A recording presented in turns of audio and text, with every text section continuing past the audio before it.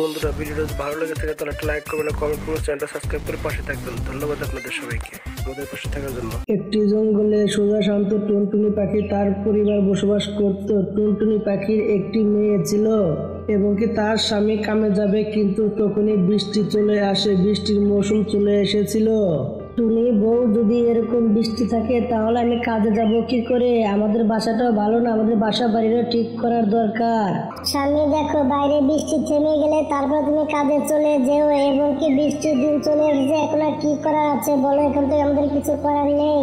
Tuna আর টুনটুনি পাখি তখন তারা বৃষ্টি থামার জন্য অপেক্ষা করে। বৃষ্টি থামছিল না। হঠাৎ করে তাদের ঘরের ভিতরে তখন পানি পড়া শুরু হয়ে যায়। টপ টপ করে পানি পড়তে থাকে। তখন টুনা বলতে থাকে, টুনি বউ, তুমি কি আগে থেকে তিরপলটা বাসার উপরে টানিয়ে দিয়েছিলে ছাদের উপরে? আমি তো তিরপলটা এনেছিলাম, এই কারণে ছাদে টানিয়ে দেওয়ার জন্য। তুমি কি দিয়েছিলে সেখানে? স্বামী, আমি তো তিরপলটা বাসার ছাদের উপরে দিয়ে এসেছি। তিরপল দিয়ে? তুমি কি ভাড়া দিয়েছিলে ইট দিয়ে? না স্বামী, ইট দিয়ে ভাড়া দেওয়ার কথা তো আমার মনেই ছিল না। আমার তো মনে নেই এই কথাটা। এই কথা শুনে টুনা চালু করে ছাদের উপরে উঠে দেখতে পায় যে সেখানে তিরপলও নেই এবং একটা ভাড়া নেই। তখন টুনা বলতে থাকে, দেখো বউ, তুমি কি করলে? তিরপলটা কিনে এনেছিলাম, উপরে দিয়ে এসেছো, বাতাসে উড়িয়ে নিয়ে গিয়েছে। তুমি ভাড়া দিলে তিরপলটা উড়ে যেত না। এবং কি এখন তো আমার কাছে টাকা পয়সাও নেই, এখন আমি কিনবো কি করে তিরপল? ঘরে দিয়ে তো পানি পড়ছে। টুনা, তুমি আমাকে মাফ করে দাও, অনেক বড় ভুল হয়ে গেছে। এরকম ভুল আর দ্বিতীয়বার হবে না। বাবা বাবা, দেখো তুমি মার সাথে খারাপ ব্যবহার করো না। আব্বু দেখো, আমি পানি দিয়ে খেলা করছি, এখানে কি সুন্দর বৃষ্টি পড়ছে। আমার এখানে খেলা করতে খুবই ভালো লাগছে। বাবা, তুমি মাকে আর রাগারাগি করো না, আমার সাথে গালাগালি করো না, মাকে তুমি বকো না। বাবা, আমার খুবই ভালো লাগছে খেলতে এখানে। বউ, চালু করে যাও, বাচ্চাটা পানি দিয়ে খেলা করছে, আমাদের বাচ্চা ঠান্ডা লেগে যাবে। তুমি চালু করে যাও, বাসাটা ওখান থেকে সরিয়ে দাও, না হলে তার ঠান্ডা লেগে গেলে আবার টাকা পয়সা কোথায় পাবো? এমনিতে কাছে কোনো টাকা পয়সা নেই। চালু করে যাও, ওখান থেকে বাসাটা সরিয়ে দাও। তুমি তখন চলে যায় সেই বাসাটা সরানোর জন্য। প্লিজ মা, তুমি বাসাটা সরিয়েও না, আমাকে একটু খেলা করতে দাও। এরকম পানি তো কখনো পাই না মা। প্লিজ মা, আমাকে একটু খেলা করতে দাও না মা। আমি কিছুক্ষণ পরে একলাই সরে যাবো এখান থেকে। না না, মনে তোমাকে এখন এখানে রাখা যাবে না। পানি দিয়ে খেলা করলে তোমার ঠান্ডা লেগে যাবে। তোমার বাবা এমনিতে রেগে আছে, পরে কিন্তু আরো রেগে যাবেন সে।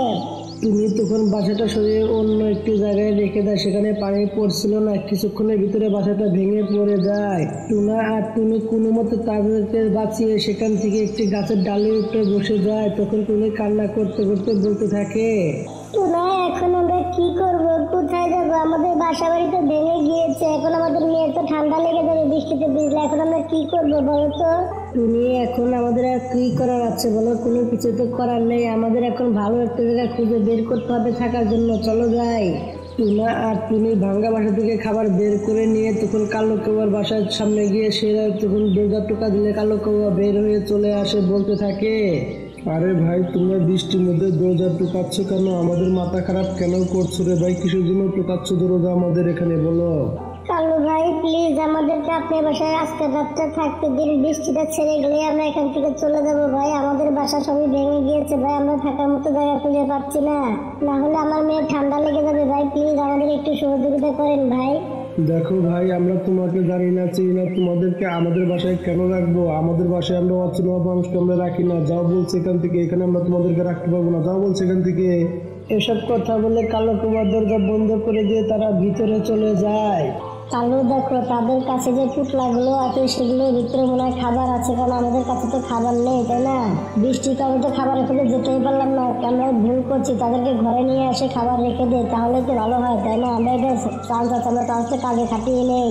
এসব কথা বলে তারা দরজা খুলে দিয়ে তখন বাইরে তারা চলে আসে। তখন এসে কালু বলতে থাকে, আরে ভাই, আমরা যে আমাদের ঘরের ভিতরে তোমাদেরকে রাখবো, এতে আমাদের লাভ কি হবে বলো দেখি? আরে ভাই, আমাদেরকে তোমাদের ঘরে রাখলে পরে আমরা তোমাদেরকে খাবার দিব, আমাদের কাছে খাবার আছে, সমস্যা নেই। ঠিক আছে ভাই, ঠিক আছে, তাহলে আসো, ঘরের ভিতরে আসো। তখন তাদেরকে ঘরের ভিতরে নিয়ে চলে আসে। তখন কালু বলতে থাকে, আরে ভাই ভাই, খাবারগুলো দাও না চালু করে। তোমরা যে খাবার কালকে জোগাড় করেছিলে অর্ধেক খাবার আমাদেরকে দিয়ে দাও। একদিন থাকলে অর্ধেক খাবার করে আমাদেরকে দিতে হবে। তিনি তখন অর্ধেক খাবার দিয়ে দেয়। কালু তো খাবারটা নিয়ে তার বাসায় চলে আসে। সে তো অনেকটাই খুশি হয়ে গিয়েছিল খাবারগুলো দেখে। টুনি বউ কালো কাছে অনেক লোভী দেখছি, আমাদেরকে কালকে সকালবেলা এখান থেকে যেতে হবে, আমাদেরকে এখানে থাকা যাবে না, না হলে আমাদের সব খাবার শেষ হয়ে যাবে। স্বামী তোমার যেমন ইচ্ছা তেমনই করো। খাবার দাবার খেয়ে তখন তারা ঘুম এসে যায়, কিন্তু অন্যদিকে সকালবেলা ঘুমের থেকে উঠে টুনি দেখতে পায় এখনো বৃষ্টি থামেনি। তখন তো টুনির চিন্তার ভিতরে পড়ে যায়। তখন টুনি বলতে থাকে টুনাকে, টুনা এখন আমাদের কি হবে? বৃষ্টি তো থামছে না, এখন আমরা কোথায় যাবো? আমাদের খাবারও সব নিয়ে যাবে, এখন আমরা কোথায় যাবো, কি করবো, কোনো কিছু তো বুঝতে পারছি না টুনা।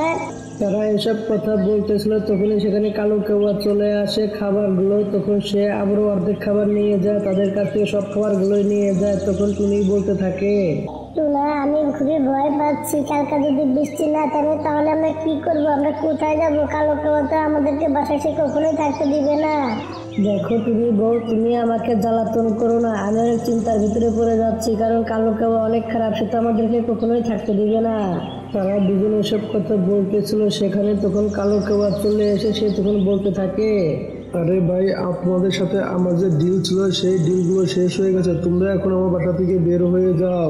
প্লিজ কালো ভাই, তুমি একটু দয়া করো আমাদের উপরে। কালো ভাই দেখো আমরা এই বৃষ্টির ভিতরে কোথায় যাবো, ভাই প্লিজ আমাদেরকে একটু দয়া করো। আরে ভাই, আমি দয়া তোমাদেরকে অনেক করেছি রে ভাই, তোমাদের কাছে এখন তো আর খাবার নেই, তাই না? তো তোমাদেরকে তাহলে এখন দেখে আমি কি করব? চালু করে তোমরা এখান থেকে বের হয়ে যাও বাসা থেকে, বলছে দ্বিতীয়বার আমার বাসার সামনে কখনো আসবে না, চালু করে যাওয়া বলছে এখান থেকে। এই কথা বলে কালো কাওয়া তাদেরকে বাইরে বের করে দেয়। বৃষ্টির ভিতরে অনেক শয়তান ছিল কালো কাওয়া। আব্বু আব্বু আমার অনেক ঠান্ডা লাগছে, আমার ভালো লাগছে না, আমার একটা শীত করছে আব্বু, আমার মনে হয় জ্বর এসে যাবে, তুমি একটা কিছু করো আব্বু, না হলে আমি মরে যাবো, বৃষ্টিতে বুঝতে পারবো না আমি। তোমার স্বামী প্লিজ তুমি একটা কিছু করো, আমার মেয়ের কিছু হয়ে গেলে আমি কিন্তু বাঁচবো না, প্লিজ স্বামী তুমি একটা কিছু করো আমার মেয়ের জন্য। টুনি বউ, তুমি কোনো চিন্তা করো না, আমি থাকতে আমার মেয়ের কোনো কিছু হতে দেবো না, ওর বাবা এখনো মরে যায়নি, বেঁচে আছে, আমি কিছু না কিছু একটা করছি, তোমরা এখানে থাকো, আমি যাচ্ছি এখান থেকে উড়ে। টুনা তখন এসব কথা বলে সেখান থেকে উড়ে যায় মানুষ যেখানে বসবাস করতো সেই জায়গায় গিয়ে তখন সেখানে একটা পিএস ক্ষেত দেখতে পায়। সে তখন ভেবে নেয় সে সেই পিএস ক্ষেত থেকে পিএস তুলে একটা ঘর বানাবে। এই বৃষ্টির ভিতরে কোথায় যাবো? কোথাও যাওয়ার দরকার নেই, বড় বড় পেঁয়াজ আছে এবং এখানে কিছু লাকড়ি আছে, এগুলো দিয়ে আমি একটা ঘর বানিয়ে নিই, তাহলে আমার মেয়েকে আমি বাঁচাতে পারবো। এছাড়া অন্য কোনো রাস্তা আমি খোলা দেখছি না আমার মেয়েকে বাঁচানোর মতো। টুনা তখন অনেকগুলো পিএস তুলে নেয়, পিএস তুলে নিয়ে গিয়ে একটি ডালের উপরে নিয়ে গিয়ে সেখানে সুন্দর একটি বাসা তৈরি করে নেয়। টুনা বাসাটা বানিয়ে অনেক খুশি হয়ে যায়, সে তখন উড়ে চলে যায়, তার বউ এবং তার পোলাপানকে নিয়ে চলে আসে সেই বাসায়। টুনার মেয়ে টুনির জন্য অনেকটাই খুশি হয়ে যায়। আরে বাহ টুনা, তুমি কত সুন্দর করে ঘর বানিয়েছো, তুমি আগে তো এই বুদ্ধিটা করতে, তাহলে শয়তান কালো কেওয়াকে আমাদের এতগুলো খাবার দিতে হতো না। বউ, তুমি তো ঠিক কথা বলেছো, কিন্তু তোমাকে চিন্তা করতে হবে না, আমি খাবারের যে কোনো একটা না একটা ব্যবস্থা করবো, অবশ্যই করবো, তোমাকে চিন্তা করতে হবে না, তুমি মেয়েকে নিয়ে তুমি বাসায় থাকো। টুনা তখন খাবারের খোঁজে বের হয়ে যায়, বৃষ্টির ভিতরে কিছু দূর গিয়ে সে তখন খাবার পেয়ে যায়, খাবারগুলো নিয়ে সে তখন বাসায় চলে আসে। তুমি বউ, এই খাবারগুলো আমার মেয়েকে খাইয়ে দাও, আমরা বৃষ্টি থামলে পরে খাবার খুঁজে এনে খেয়ে নেবো, মেয়েকে আগে ঠান্ডা করো, মেয়েকে আগে খেতে দাও ও মেয়েকে। না না, আমি আব্বুর মতো হবো, আব্বু প্রথমত ঘর বানিয়েছে, দ্বিতীয়ত বৃষ্টির ভিতরে খাবার খুঁজে এনেছে, আমার আব্বু অনেক ভালো আমার আব্বু, আমি আমার আব্বুর মতো হতে চাই বড় হয়ে। টুনার মেয়ে তখন তার কাছে চলে যায়, এসব কথা বলে তার মেয়ে তো তার বুকে গিয়ে লেপটে থাকে এবং তাকে জড়িয়ে ধরে থাকে। তখন টুনা বলতে থাকে, মামনি তুমি তো আমার সব কিছু, তুমি আমার হাসি, তুমি আমার খুশি, তোমার কাছে আমি এক মিনিটও থাকতে পারবো না। মামনি বড় হয়ে তুই আমার মতো হতে চাও? অবশ্যই হবে, কেন হবে না। তারা পিএস ঘরে সুন্দরভাবে বসবাস করতে শুরু করে দেয়, কিন্তু অন্যদিকে বৃষ্টি থেমে যায়। তখন টুনা বাইরে বেরিয়ে গিয়ে অনেক ফল খাবার নিয়ে চলে আসে এবং তারা পিএস ঘরে সুন্দরভাবে বসবাস করা শুরু করে দেয়।